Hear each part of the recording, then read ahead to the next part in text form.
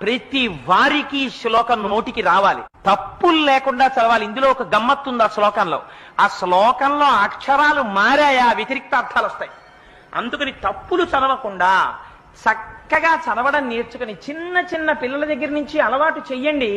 స్నానం చెయ్యగానే ఒక్కసారి అమ్మవారి దగ్గరికి వెళ్ళి ఆ కట్టుకున్న తువ్వాలతోటో అందులో బాలవ భక్తికి అమ్మవారు పొంగిపోతుంది.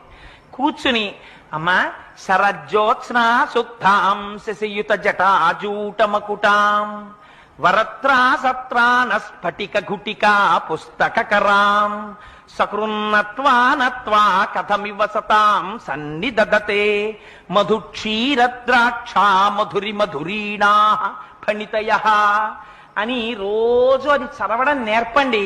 మీరు 1,00,00,000 రూపాయలు ఇచ్చినప్పుడు మీ మనవణ్ణి రక్షించుకున్న కన్నా ఈ ఒక్క శ్లోకాన్ని మీ మనవడికి మీరు నేర్పారా